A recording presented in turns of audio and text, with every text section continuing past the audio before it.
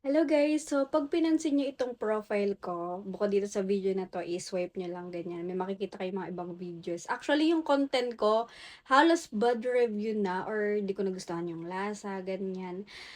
Pero, hindi naman siya bad review talaga, nagsasabi lang ako ng totoo. Pero yung 'pag nakita niyo yung mga nagko-comment dito nga sa profile ko is halos positive lang lahat kasi gusto ko gano'n talaga yung vibes dito sa aking profile and binild ko 'to na puro positivity lang. Hindi naman ako perpekto pero ayaw na ayaw ko kasi talaga ng mga nambubully kasi nga nabully din ako dati. Alam ko yung pakiramdam.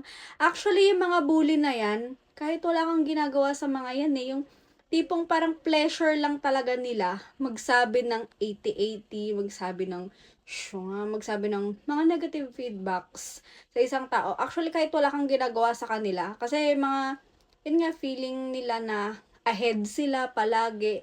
And again, yung kasasabi ko lang na kahit wala kang ginagawa kasi ako that time during my elementary days, wala naman akong ginagawa sa kanila, hindi lang talaga ako maganda nung mga time na yon. Madami kasi ako mga ganun-ganun sa mukha.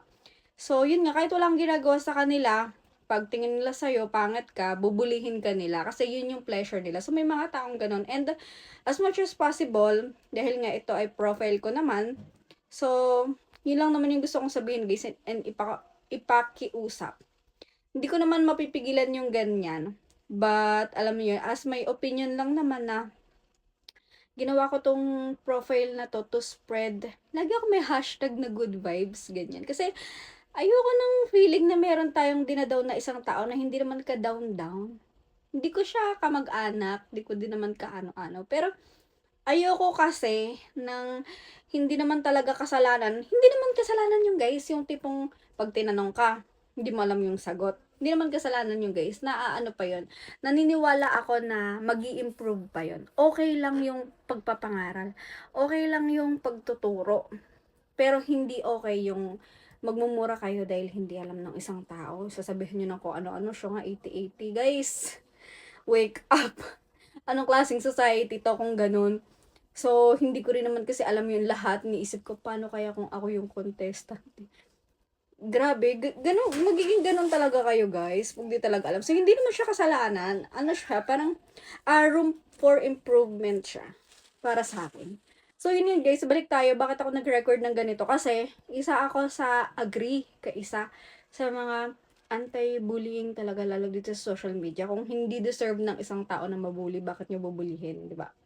And again, kasi sabi ko lang yung mga bully na yan, pleasure na nila talaga mambully. Tapos mga naka-lock profile na mga ayun, so, actually, pagdating naman sa akin, in case lang ha, wag naman, na, for example, ako is mabully or magsabi ng, merong taong magsabi ng negative comment sa akin.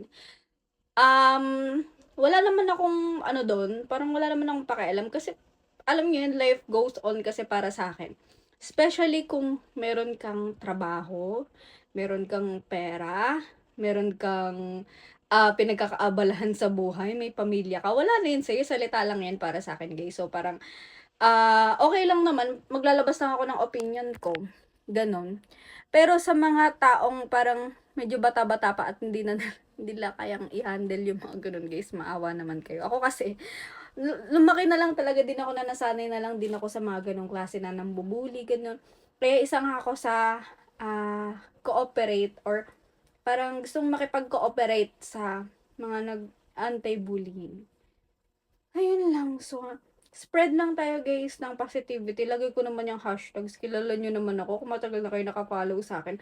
Ang dali-dali kong kausap din. And makikita nyo sa profile ko talagang yung iba, yung iba bad review na.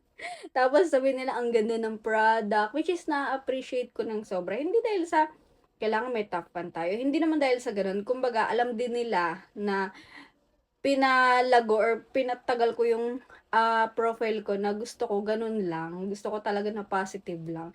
Ayoko kasi nagkakalat ng hatred. Lalo kung hindi naman natin alam yung side ng isa pang istorya. Ayun lang yun. Sana naka-help sa inyo, guys. So, mag-matured na kayo yung mga nambubuli dyan, no? Buti kung may sahod ba kayo dyan talaga sa, sa buboy. Walang masama sa pagiging, alam yun, yung pagte-teach ng lesson for improvement. Kailangan natin yan, lahat tayo kailangan ng room for improvement. Pero, 'wag naman yung mga below the belt na kung if ever sabihin din sa inyo is masasaktan din kayo. So, 'wag tayong gano'n. Yun lang.